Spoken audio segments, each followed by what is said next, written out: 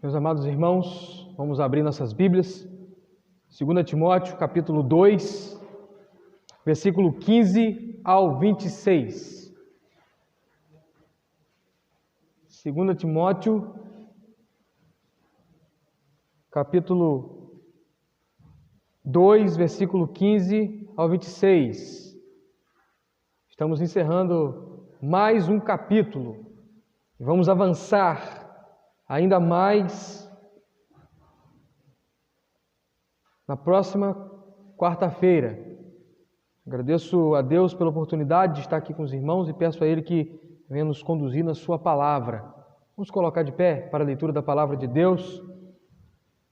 A você que tem nos acompanhado, oramos para que Deus possa tocar no seu coração com a preciosa palavra suficiente e inerrante, te edificar, que ela ache lugar, que você venha se render à palavra de Deus.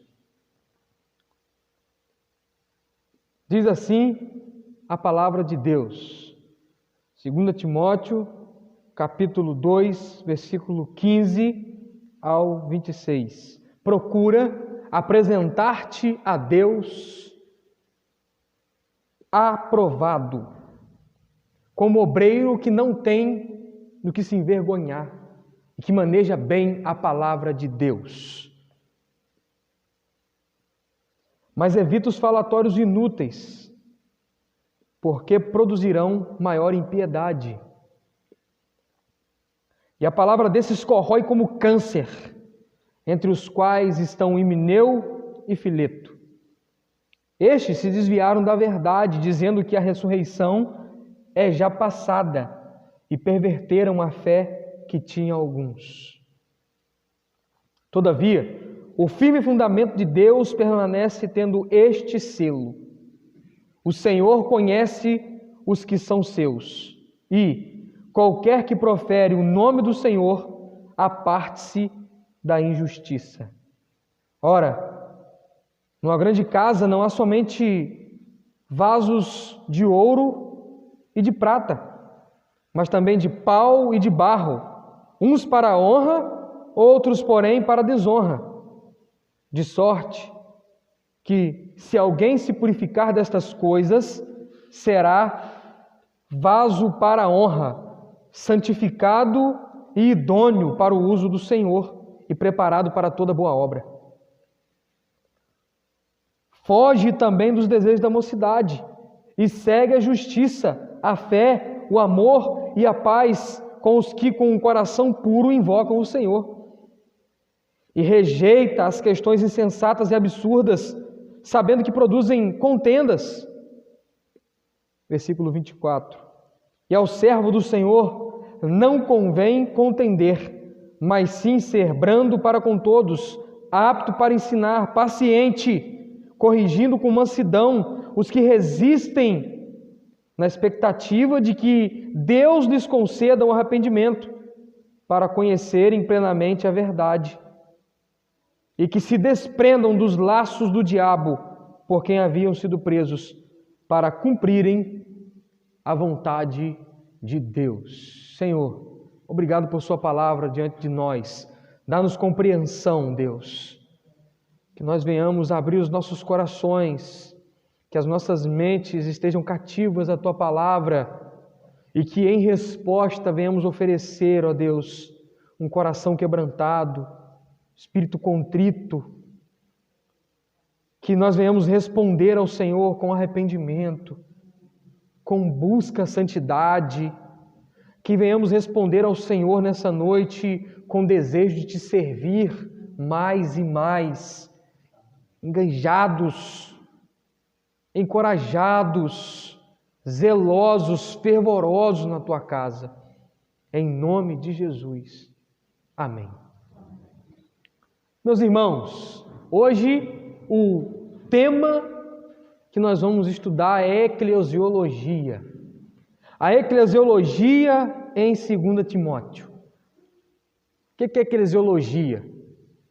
Eclesiologia é o estudo a respeito da igreja, ou a estrutura teológica prática da igreja.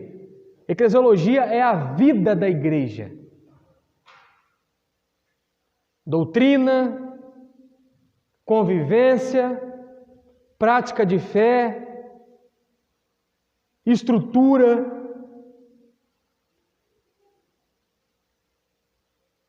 E nós queremos olhar para essa perícope, para essa parte do texto, da carta, e então aprender em como a Igreja de Cristo deve estar organizada e como a Igreja de Cristo deve viver. E eu destaquei 5 práticas ou 5 verdades nesse texto, nessa parte da carta, que saltaram aos meus olhos e que me ensinaram para ensinar a igreja a respeito dessas verdades. A vida do obreiro, lidar com os problemas e desafios e ataques do inimigo, sã doutrina, as ovelhas e a disciplina na igreja. 5 pontos cruciais na vida da igreja.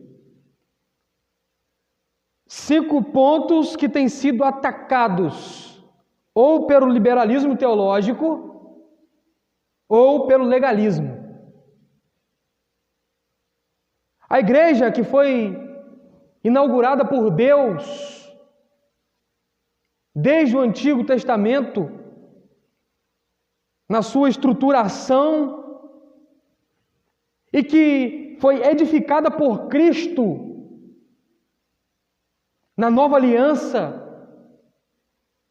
quando Ele chama os seus discípulos, monta um grupo, começa a caminhar, anunciando as boas novas que era a respeito dele mesmo, deixando um modelo de estruturação, e quando ele então finca os alicerces dessa igreja nele mesmo, quando Pedro responde: Tu és Cristo, o Filho do Deus vivo. E ele disse a Pedro: é verdade, essa palavra não vem de carne, mas o Pai te revelou, e sobre esta palavra edificarei a minha igreja. E que em Atos dos Apóstolos a igreja começa, depois da descida do Espírito Santo, capacitação, preparação, e então a igreja começa a se expandir, os apóstolos começam a desenvolver, a dar sequência, a anunciar, a proclamar, a fundar, a evangelizar. E aí começa em Jerusalém, Samaria, Judéia, alcança os confins da terra, e aqui, no contexto da carta, o evangelho tinha chegado em Éfeso, havia uma igreja em Éfeso, havia uma estrutura em Éfeso, havia uma realidade cristã em Éfeso, havia aqui uma comunidade de fé, havia aqui um líder, Timóteo, haviam aqui desafios, problemas, lutas, haviam aqui enfrentamentos, haviam aqui problemas internos, problemas externos, havia perseguição, havia os falsos mestres, os falsos ensinos. E aí, olhando para esse ambiente de igreja de Éfeso e como o apóstolo Paulo orienta Timóteo de forma prática para com a igreja, é que eu quero caminhar com os irmãos. Nós somos uma igreja. Qual é a nossa missão? Quais são os nossos desafios? Para onde estamos indo? Quais são os nossos padrões? Qual é a nossa doutrina? Qual é a nossa estrutura de fé? Qual é o nosso credo? Qual é a nossa confissão?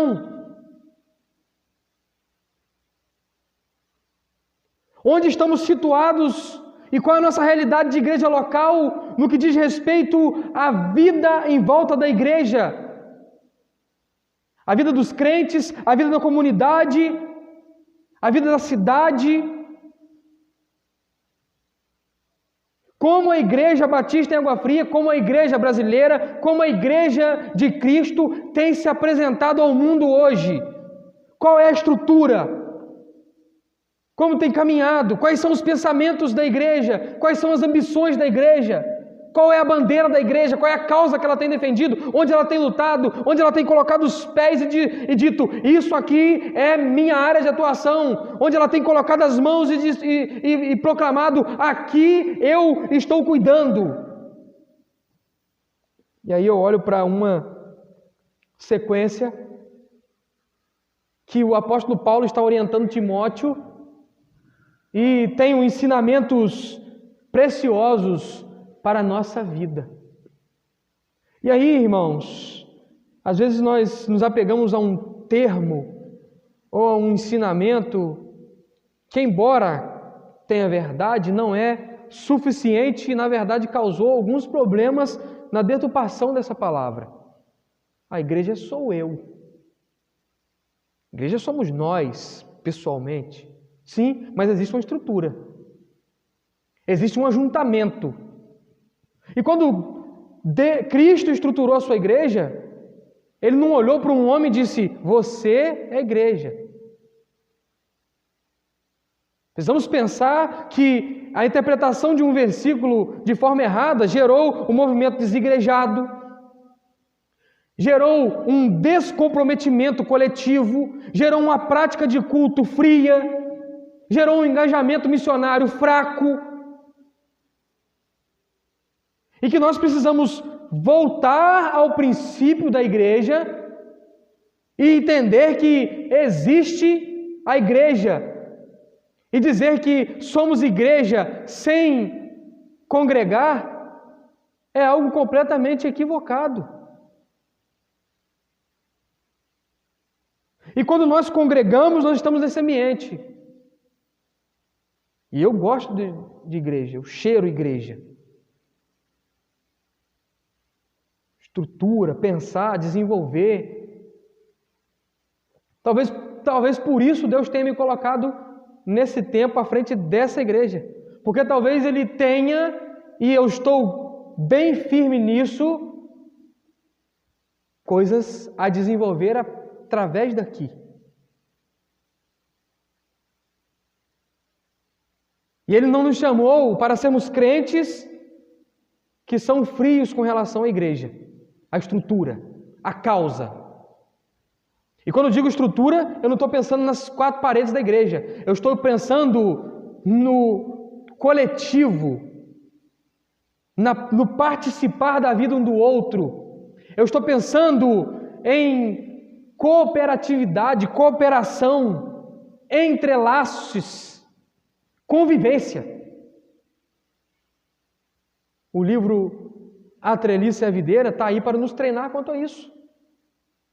E será uma matéria do nosso treinamento quando nós começarmos de obreiros.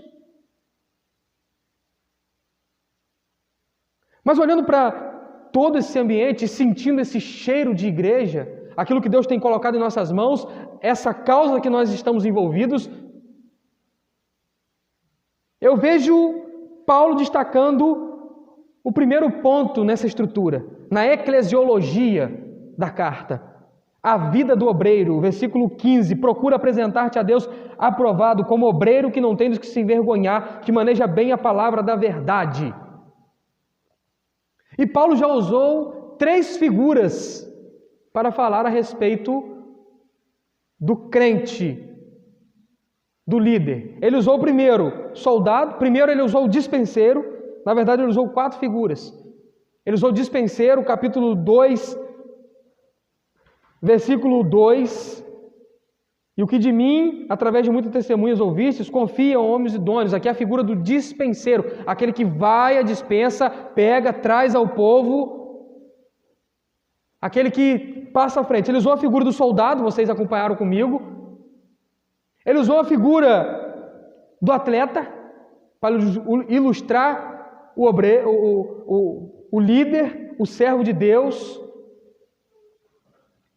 Ele usou a figura do lavrador ou do agricultor. E agora ele usa a figura de obreiro. para ilustrar a Timóteo o modelo que ele tinha que ser. Procura apresentar-se a Deus aprovado como obreiro. E aí, irmãos, nós precisamos olhar para a palavra obreiro, ou para a ilustração que o apóstolo Paulo está dando a Timóteo, obreiro, e a pensar algumas verdades. Primeiro, o obreiro, ele é responsável por construir, fazer os reparos, medir e orientar a igreja, os cristãos. Nós temos que olhar para essa função, essa tarefa de obreiro, como uma tarefa importantíssima. E o liberalismo teológico, ele quebrou essa função, desvalorizou essa função. O obreiro hoje, ou o pastor hoje, o líder hoje, ele é qualquer um. Ele é qualquer um, ele não se segue mais o modelo, o padrão bíblico para obreiro, por exemplo. Por exemplo, pastor divorciado. Isso não existe, irmão. Não existe pastor divorciado. A Bíblia é clara. E você pode abrir a Bíblia comigo e eu vou te mostrar na Bíblia. 1 Timóteo 3. O que está escrito ali? Olha comigo, rapidamente. Todo o capítulo 3 de 1 Timóteo está falando a respeito das qualificações do obreiro. E está dizendo aqui: é necessário, pois, que o bispo seja irrepreensível, marido de uma só mulher. Pronto, eu vou caminhar ainda nesse texto daqui a pouco. Marido de uma só mulher. E não é uma só mulher de cada vez, não. Não está falando isso aí. É marido de uma só mulher. Então, quando nós olhamos para o outro lado, o legalismo também quebrou a figura do obreiro. Porque o legalismo vem e implanta, então, as características humanas que o obreiro tem que ter. Não, tem que ser formado na Mackenzie. Ele tem que estudar no Seminário Batista do Sul. Ele tem que fazer 5 anos de seminário, mais um mestrado, um doutorado, e fazer a 2ª faculdade. E de preferência que seja psicologia, para ele saber lidar com gente. Está estruturando um obreiro humano, com padrões de homens. Não está pensando no obreiro no padrão de Deus. E o versículo 15 trata isso, o versículo 16 vai dizer também a respeito da característica do obreiro: mas evita os falatórios inúteis, porque produzirão maior piedade. O obreiro é aquele que maneja bem a palavra. E por manejar bem a palavra, ele nos sobrepõe em discussões tolas.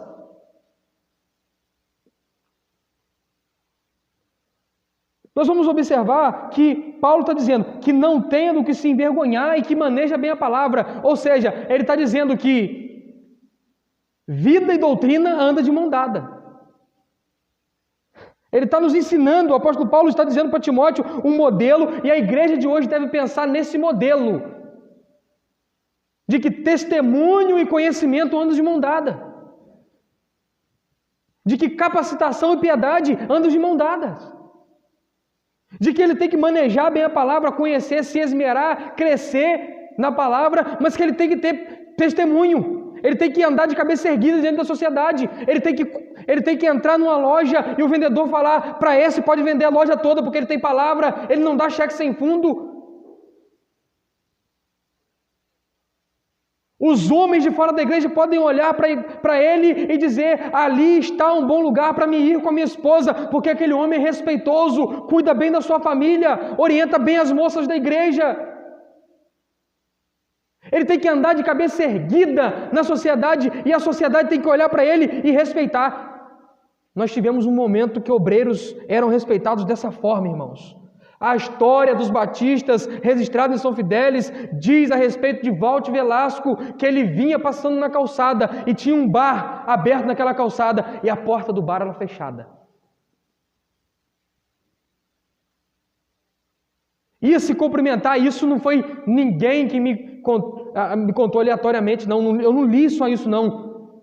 Um homem que viveu isso me contou. Diocrécio, morava na vila de Onéia, filho de Sosé Sapateiro. Muitos aqui conheceram, tanto Diocrécio como o seu Zé, já falecidos. Ele me contou que quando Walter Velasco vinha e ele estava com o cigarro na mão, ele sentia uma vergonha terrível. Ele jogava aquele cigarro fora e tinha vergonha até de dar a mão catingando cigarro. O Walter Velasco, obreiro que não tinha de que se vergonhar, que andava com a cabeça erguida e que era respeitado.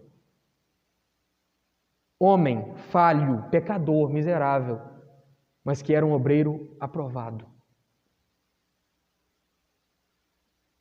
Irmãos, nós precisamos pensar com seriedade, porque o líder vai a Deus, busca, é capacitado, vem para o púlpito, despeja sobre a igreja, e se ele estiver despejando mentiras firmadas em uma vida mentirosa, a igreja vai estar minguando.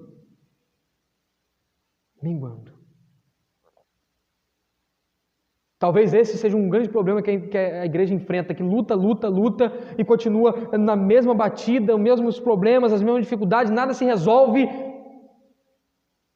A igreja não cresce em piedade, não cresce em graça, não cresce em conhecimento, não cresce no batistério, não cresce em número, a igreja não cai na graça do povo. Começa com o líder, com o obreiro. Isso é muito sério. Versículo 16, versículo 22 também, Paulo está dizendo, foge também dos desejos da mocidade, segue, ele foge dos desejos da mocidade, e aqui não está voltado só para vida sexual errada, não, irmãos, sexualidade não, eu já citei isso algumas vezes para os irmãos, são os impulsos carnais, polêmicas, discussões tolas, tanto que Paulo está sendo repetitivo a respeito de discussões tolas, improdutivas. Versículo 23, versículo 22, ele foge dos desejos. Versículo 23, o obreiro rejeita as questões insensatas. O versículo 24, ele não é um homem de contendas, mas ele é brando. Versículo 25, ele corrige com mansidão. Ele é manso. Ele aprendeu com Jesus, que é manso e humilde. Ele aprendeu com um bom pastor. Ele aprendeu com o nosso modelo de pastor.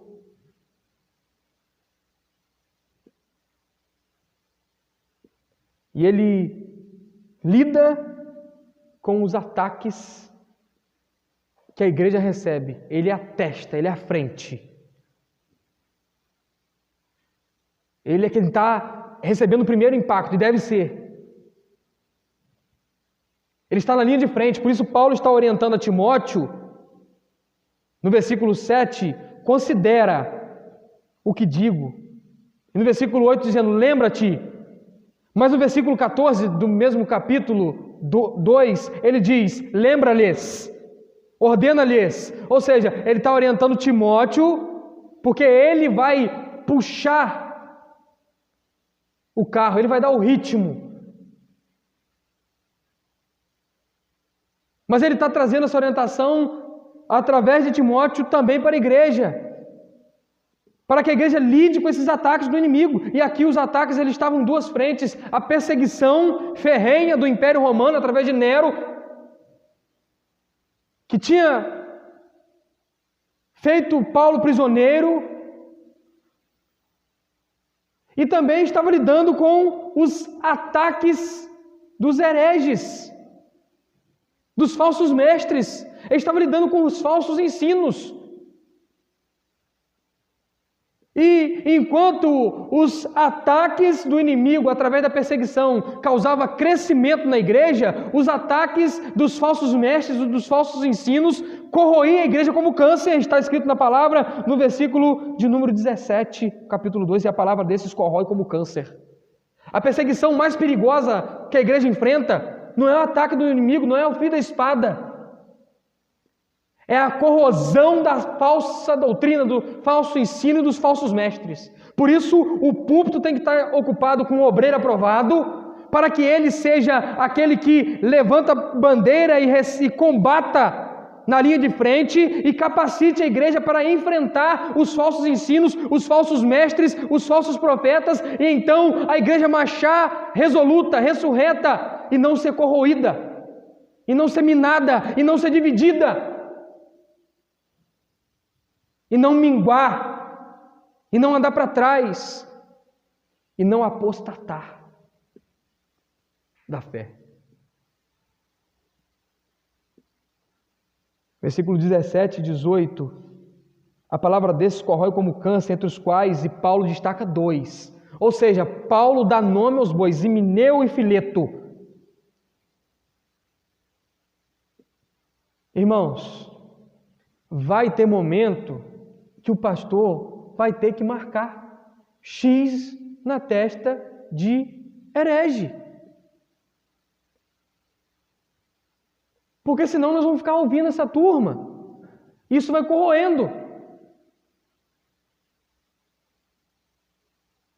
Eu posso destacar inúmeros nomes. Mas nesse momento eu quero que a igreja entenda que às vezes isso é necessário. Isso não é comprar briga tola. Mais à frente Paulo vai falar para fugir. Aqui ele fala, aqui você precisa tomar cuidado, tem 2 aqui, eu destaco esses 2. E é muito importante nós observarmos isso no texto. Ele vai dizer, aqui ele identifica 2 hereges, ou 2 falsos mestres. E no versículo 17, no versículo 18, ele identifica o ensino desses falsos mestres, de um falso ensino. Está escrito, estes se desviaram da verdade. Nós vamos dar ouvido a alguém que se desviou da verdade? Não. A igreja vai dar espaço para quem se desvia da verdade? Não. A igreja vai seguir ensinamentos? Não. E por isso Paulo está dizendo, marcou eles e diz, esses desviaram da verdade. E qual é a mentira que eles estão pregando? A ressurreição é já passada.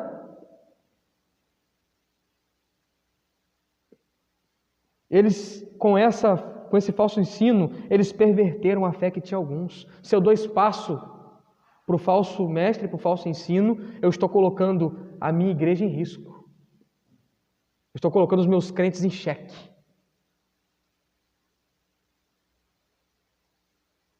E Paulo está orientando a respeito destes. Rejeita as questões insensatas que eles trazem. Versículo 23. Paulo está orientando a respeito desses, foge. Versículo 22. Paulo está orientando, não contende com eles, não arrume contendas e brigas públicas. Isso só vai atrapalhar, isso só vai confundir, isso só vai trazer confusão. Meus irmãos, no mesmo ponto que Paulo diz e nos mostra que é muito importante marcarmos esses, ele diz, não entra em questão. E aí é onde o apóstolo Paulo vai orientar a respeito da sã doutrina, irmãos. E aonde que você pode perguntar, pastor, onde você enxergou sã doutrina aí nesse texto? Eu não estou vendo sã doutrina aí. Eu vejo sã doutrina aqui, irmãos, pelo menos de 2 formas. Primeiro, na estrutura, já é uma sã doutrina para a igreja. A estrutura que Paulo está trazendo de eclesiologia, a estrutura de igreja, um obreiro aprovado, saber lidar com os ataques do inimigo, isso aqui é sã doutrina. Mas eu vejo também, no versículo 18, a respeito da necessidade dela. Se os falsos ensinos vêm, como que você identifica um falso ensino?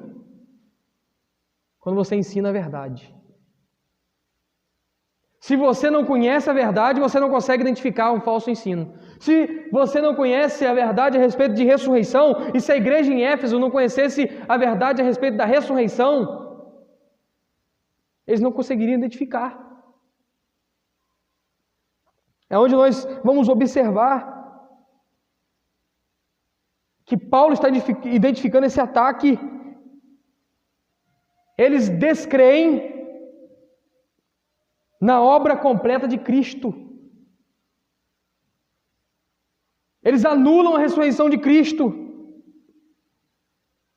E então eles aniquilam a máxima esperança do crente, que é a vida eterna, a ressurreição na glória, ao lado do nosso Salvador.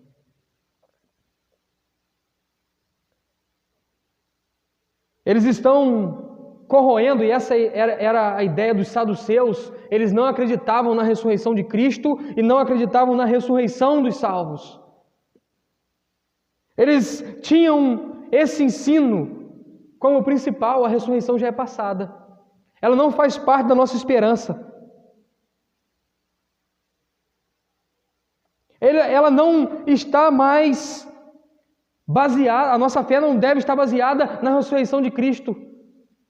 E nós não devemos criar expectativas na ressurreição. Aqui tinha duas ideias heréticas e falsos ensinos que circulavam na igreja a respeito da ressurreição. A primeira era que a ressurreição é espiritual e não física e ocorre no batismo. Qual é o falso ensino? Olha, nós participaremos da ressurreição, mas o nosso espírito que vai ressuscitar para a glória eterna. A ideia se juntava com o princípio grego de que a matéria é ruim e o espírito é bom. Então a matéria, tchau, acabou. E o espírito vai ressurgir. Quando Jonathan expôs Tessalonicenses, ele falou sobre essa questão. Ele pontuou aquilo que Paulo estava orientando e firmando de ensino, de doutrina para a igreja em Tessalônica. E então tem ainda o segundo falso ensino circulando a igreja de Éfeso, é que a ressurreição acontece quando a pessoa continuava vivendo na vida dos filhos. A ideia aqui vem ainda aqui com mutações e mudanças a chegar no espiritismo de hoje. A ideia central, principal desse falso ensino é que você transmitia parte de você ao seu filho e continuava vivendo, e isso era a ressurreição para eles. E Paulo está pontuando essa questão doutrinária, e eu gostaria de embasar nossa doutrina a respeito disso com alguns versículos da Palavra de Deus. Abra sua Bíblia. A respeito da ressurreição, nós podemos olhar 1 Coríntios capítulo 15, versículo 17.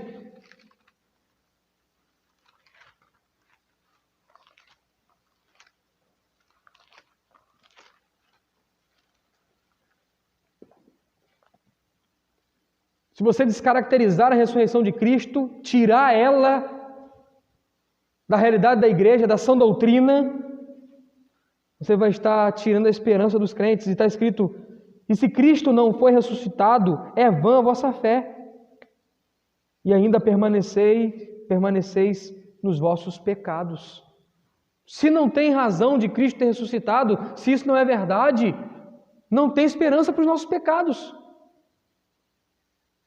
Não tem esperança para a nossa eternidade. Nós não temos em que firmar a nossa fé. João, o Evangelho de João.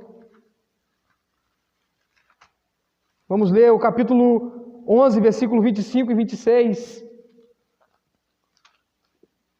Diz a palavra de Deus: disse Jesus: eu sou a ressurreição e a vida. Quem crê em mim, ainda que esteja morto, viverá. E todo aquele que vive e crê em mim, nunca morrerá. Crê nisso?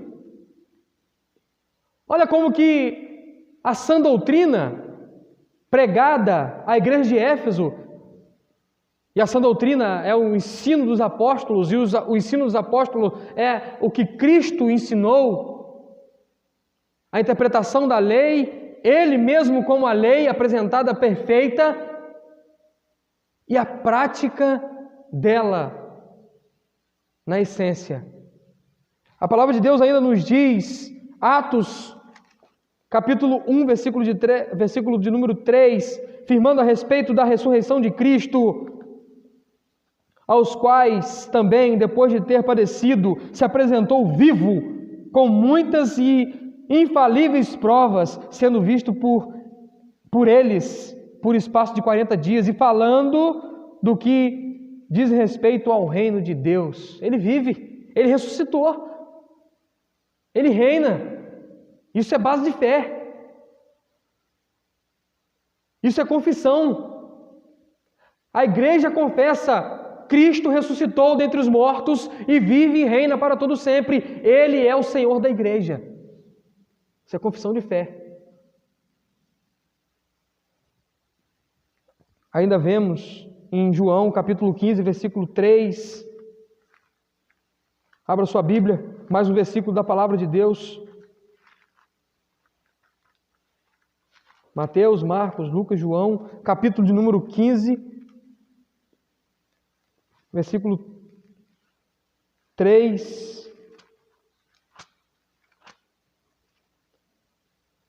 Até o versículo 8 eu vou ler. Vós já estáis limpos por causa da palavra que vos tenho falado. Permanecei em mim e eu permanecerei em vós. O ramo de si mesmo não pode produzir frutos se não estiver na videira. Tampouco vós podeis produzir frutos se não permanecerdes em mim. Eu sou a videira, vós sois os ramos. Se alguém permanece em mim e eu nele, dá muito fruto, e sem mim nada podeis fazer. Se alguém não permanece em mim, será lançado fora. Como o ramo secará, tais ramos são apanhados e lançados no fogo e se queimam. E se permanecerdes em mim, e as minhas palavras permanecerem em vós, e pedides o que quiserdes, vos será feito. Versículo 8. Nisto é glorificado meu Pai, em que deis muitos frutos, e assim vos tornareis meus discípulos. Está em Cristo ressuscitado é a garantia de um viver produtivo na vida cristã. Aquele que ressuscitou, aquele que vive, aquele que nos chamou a estar nele, então, através de nós, produz muitos frutos se nós estamos vivos nele. A ideia é que se um galho estiver fora, ele morre. E nós, estando nele, estamos vivos, produtivos, frutíferos. Irmãos, nós precisamos nos embasar a respeito de nossa doutrina para que os falsos ensinos não corroa os nossos alicerces. Quarto ponto e o penúltimo, e a quarta verdade sobre a estrutura da igreja é a realidade da vida das ovelhas. Está aqui no texto, irmãos, deixa eu mostrar para os irmãos. Capítulo 2, versículo 19. Todavia, o firme fundamento de Deus permanece tendo este selo: o Senhor conhece os que são seus, e qualquer que profere o nome do Senhor aparte-se da injustiça. Numa grande casa não há somente vasos de ouro, de prata, mas também de pau, de barro, uns para a honra e outros, porém, para a desonra. De sorte que, se alguém se purificar dessas coisas, será vaso para a honra, santificado e idôneo para o uso do Senhor, preparado para toda boa obra. Aqui é a realidade da vida dos crentes na igreja. No meio de tantas vozes, no meio de tantos ensinos, no meio de tantos modelos eclesiásticos, no meio e cercados de tantas heresias, nós precisamos falar sobre a vida das ovelhas e quais são suas responsabilidades na igreja. Quando eu leio, o Senhor conhece os que são seus, me faz respirar fundo e agradecer. Porque ninguém pode enganar a Deus. A ovelha engana o pastor, a ovelha engana a outra ovelha, mas a ovelha não pode embaraçar os olhos de Deus. O Senhor conhece os que são seus. E aí, o Wisber vai comentar que esse é o selo invisível e secreto. John Stott, ele vai dizer que existe o selo invisível e secreto, mas ele também vai dizer que existe o selo público e visível. Qual que é o selo invisível e secreto? O Senhor conhece que são seus. Pelos frutos eu até posso identificar aquele ali, o frutífero, aquele ali. Mas isso não é o que esse versículo está dizendo. O Senhor conhece. É aquilo que vem do coração e só Deus pode ver.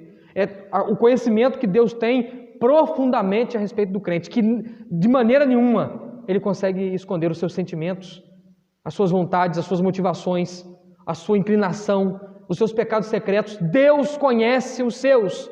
A ovelha é conhecida pelo pastor. O pastor deve conhecer a ovelha, conviver com ela, sentir o cheiro dela. O cheiro da ovelha deve estar no paletó do pastor. Mas quem conhece a ovelha inteiramente, no profundo do seu coração, é Deus, é o selo invisível. E John Stott diz que existe o selo público e visível. Esse, a igreja mesmo identifica. A ovelha. Porque o Senhor conhece os que são seus. E o segundo selo, qualquer que profere o nome do Senhor aparte da injustiça. Ou seja, o testemunho, a forma com que ele vive.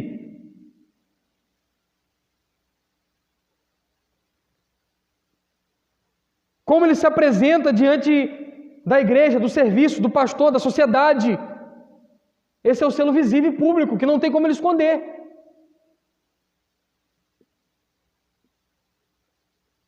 O visível e o invisível, o divino e o humano, eles andam juntos e dão testemunho do firme fundamento de Deus, da sua verdadeira igreja, diz John Stott a respeito desses dois versículos. E existem duas interpretações a respeito dos versículos a seguir, que diz a respeito de vasos de ouro, de prata, de barro e de pau. A primeira interpretação, irmãos, vai dizer que são dois tipos de crentes para dois tipos de serviço. E de fato, no contexto original, quando se fala de vaso de prata, de ouro, de pau e de barro, não está falando que um na casa é imprestável, não vai servir, e que só o outro serve. Na verdade, está falando de cada um estar no seu lugar e cumprir a sua função.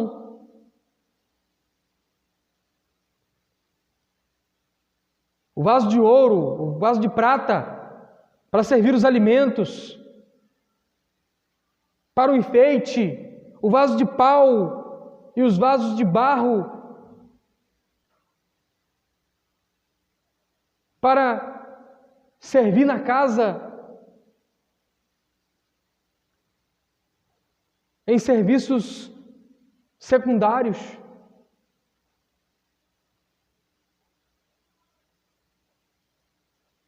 Que não são menos importantes, que precisam estar ali, que são necessários, que são úteis. Numa casa não pode ter só vaso de ouro. A lixeira na sua casa é importante, irmão, sim ou não? Ela é de ouro? O vaso sanitário na sua casa, ele é importante, sim ou não? Um utensílio, mas é um utensílio de desonra.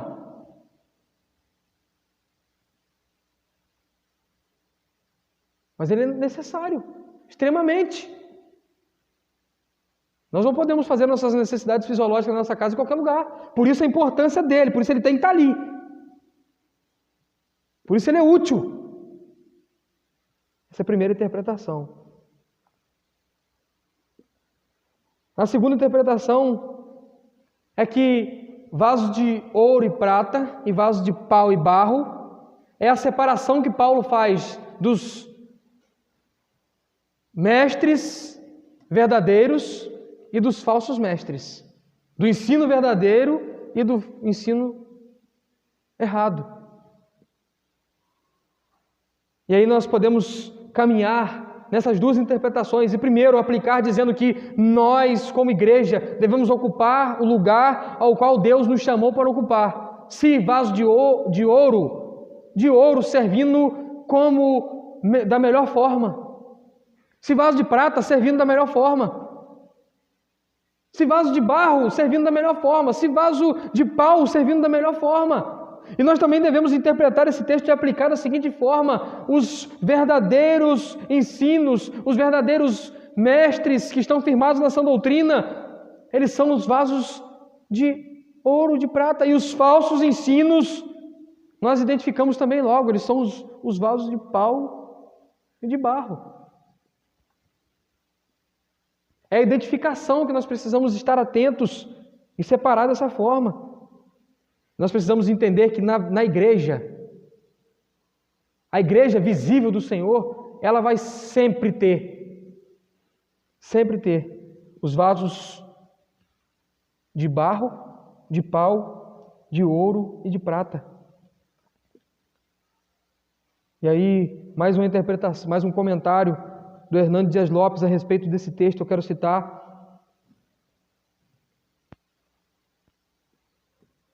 Nem todos os crentes na igreja são vasos de ouro, mas alguns são. Esses são os fiéis, zelosos, dedicados, trabalhadores e fervorosos. Existem também os cristãos que são vasos de prata. Eles não são tão participativos, não são ativos, mas eles não dão mau testemunho. Eles não se enganjam, não são tão fervorosos, mas são comprometidos em testemunhar Cristo. E nessa mesma igreja tem também os hipócritas, que são os vasos de pau e de barro, que desonram a igreja, que tentam descredenciar a pregação do Evangelho, a função da igreja, a igreja ativa na sociedade, o bom testemunho, a agência de Deus. Eles são os vasos de desonra, são infiéis, eles deturpam a palavra, eles causam contendas, eles dividem a igreja, eles são usados pelo inimigo para tentar atrapalhar o avanço da obra. Sempre vai ter, irmãos, o trigo e o joio. E aí o agricultor, quando vier colher, vai separar direitinho. Pode ficar tranquilo.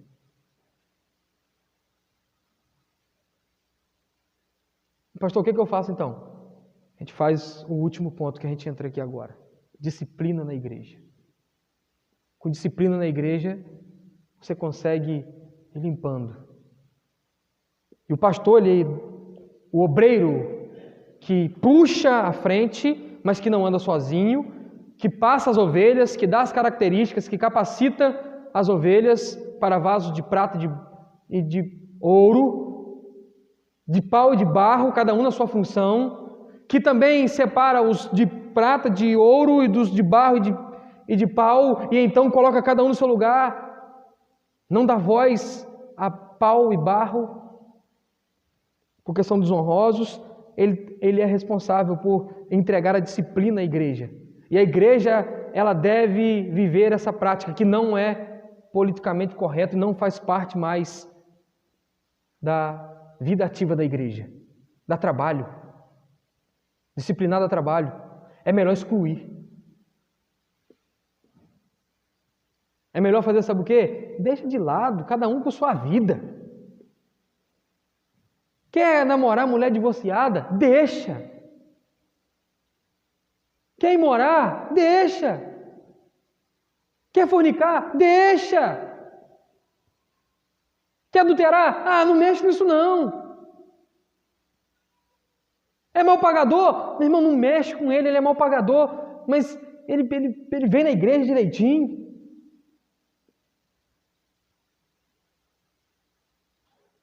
Não mexe com isso, não. Dá trabalho. E dá mesmo, irmãos. Mas a igreja é lugar de ovelhas e não de bodes. E o pastor, como um obreiro que é responsável pela disciplina na igreja, ele tem duas vozes. Eu citei na pregação passada e agora eu trago ela certinho. Foi João Calvino que disse. A primeira voz do pastor, ele disse isso no contexto de disciplina, então. A primeira voz do pastor é acolher e chamar as ovelhas. E a segunda voz do pastor é espantar os lobos. Como que se faz isso? Com disciplina. A disciplina na igreja, ela acolhe as ovelhas, ela atrai, ela cativa, ela exorta, ela encoraja, ela transforma, ela revigora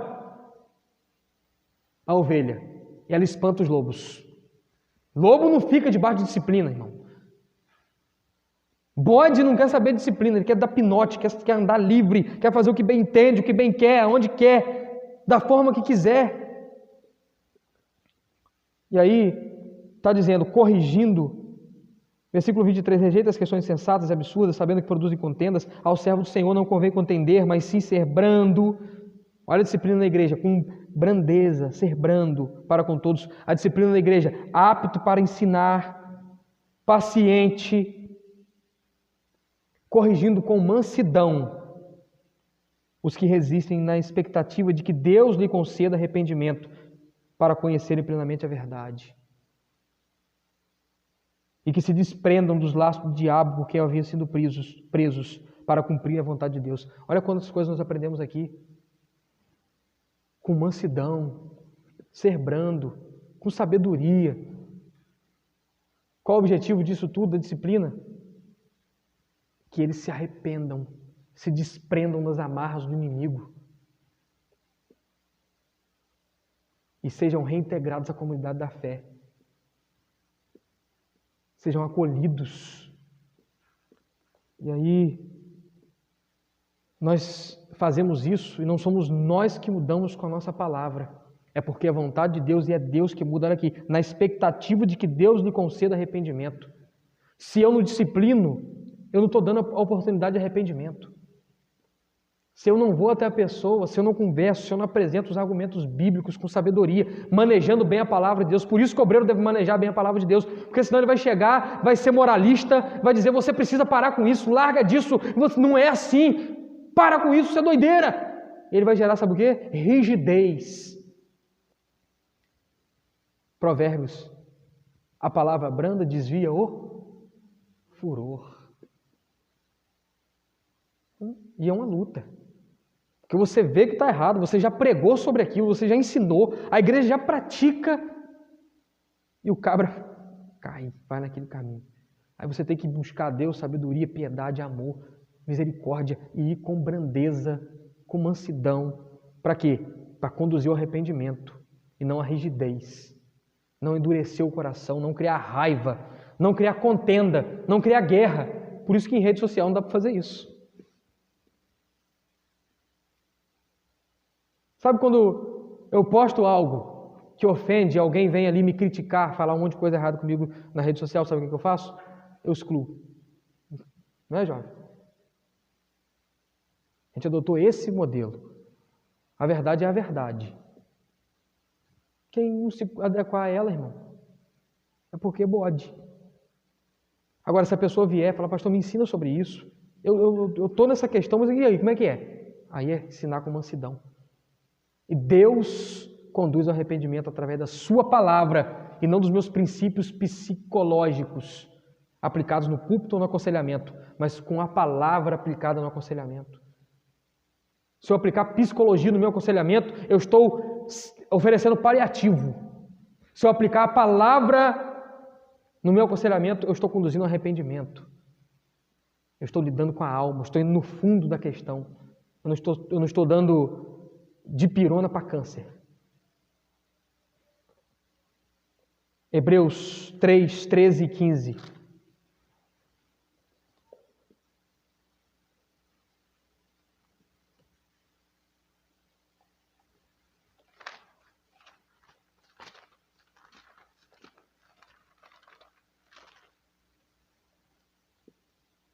Antes, exortai uns aos outros todos os dias durante o tempo que se chama hoje, para que nenhum de vós endureça pelo engano do pecado. Começa com o pastor, ele abre, mas aqui está falando o quê? Uns aos outros. Uns aos outros, para que não se endureça pelo pecado. 1 Tessalonicenses capítulo 5. 1 Tessalonicenses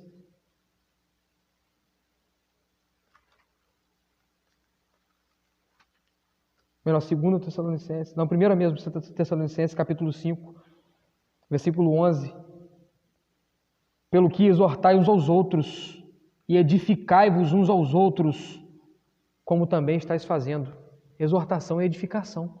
Exortar não é empurrar a pessoa para fora da igreja e dizer, não te quero aqui.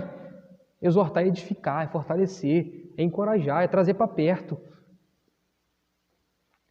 Em 1 Coríntios acontece o fato. Há um adultério terrível, em que um filho, ele adultera com a própria madrasta. O apóstolo Paulo disciplina ele publicamente, com uma carta diante da igreja.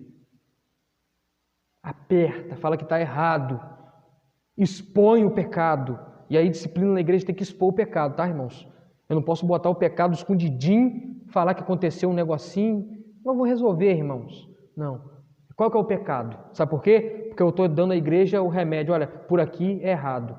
Eu estou dizendo para a igreja, olha, cuidado, se liga, porque o pecado existe aqui, caiu um. Quando eu disciplino um, eu estou encorajando ele a mudar e estou ensinando a igreja a não errar. E aí Paulo orienta, a igreja vai firme com a disciplina, aperta. E aí Paulo, quando escreve 2 Coríntios, ele fala, basta. 2 Coríntios 2, do 5 ao 10. Ele fala, basta a disciplina. Eu gostaria de ler esse texto para a gente terminar. 2 Coríntios, capítulo 2.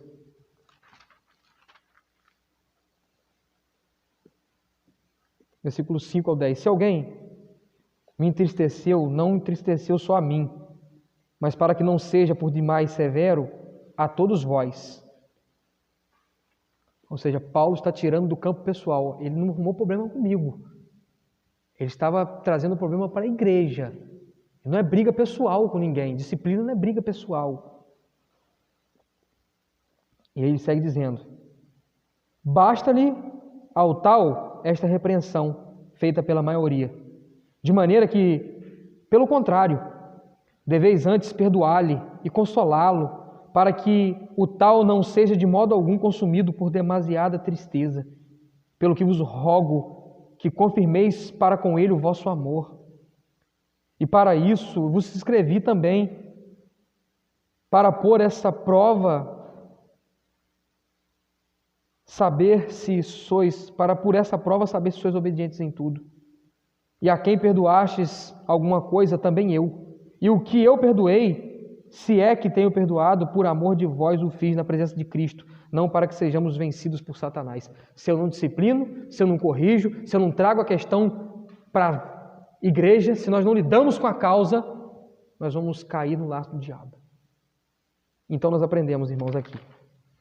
A vida do obreiro, ela deve ser ilibada. Nós vimos que vamos sofrer os ataques do inimigo.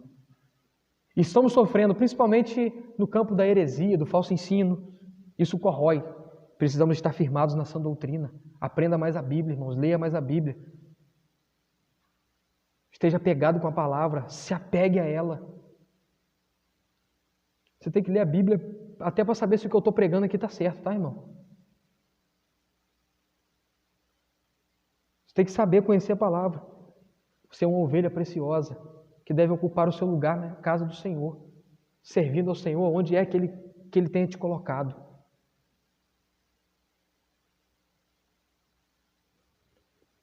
Separar, nós devemos entender, ter a sensibilidade, a espiritualidade, de entender os vasos de honra, os mestres sábios, verdadeiros, os mestres que são corrosivos como um câncer, e extirpá-los.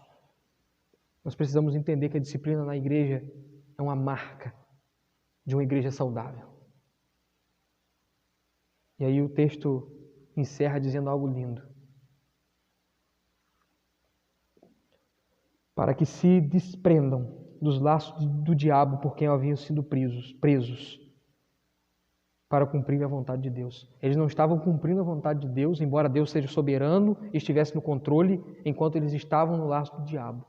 Deus não perde o controle quando um crente cai em pecado, irmãos.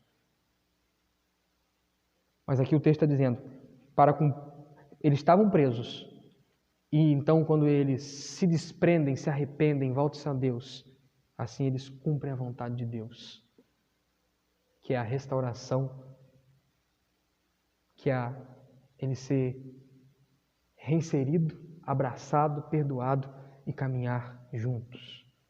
Vamos orar nesse momento. Jonathan vai nos ajudar com a canção. Nós precisamos ser uma igreja forte. E aqui está um modelo de igreja forte. Aqui está uma eclesiologia bem firmada, estabelecida na palavra. Feche seus olhos, irmãos. Rumine essa palavra por alguns instantes. Se fortaleça aí, agora no seu coração. Peça a Deus, Deus, eu quero viver isso. Isso não pode ficar na teoria. Isso não é só do púlpito, isso é prática da igreja. Eclesiologia não é púlpito. Eclesiologia é prática. É o viver da igreja. Então nós precisamos buscar estar firmados nessas verdades. Ore aí com o Senhor nesse momento. Busque a Ele.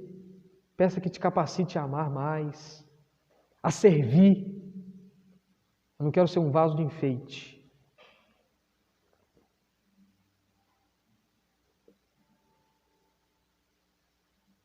Ó Deus, obrigado por Sua palavra. O Seu Espírito Santo aplique ela em nossos corações, nos fortaleça com ela, nos dê sabedoria. Administra a Sua igreja, Senhor, através da Sua palavra em nossos corações, através da Sua palavra no púlpito, através da sã doutrina em cada coração. Deus, em nome de Jesus, nos oriente para que nós possamos crescer em fé, em amor, em mansidão, em conhecimento. Chame os obreiros, Deus. Chame os obreiros, ó Deus. Em nome de Jesus, guarde essa palavra em cada coração. Essa é a nossa oração, nós fazemos agradecidos. Em nome de Jesus. Amém e amém.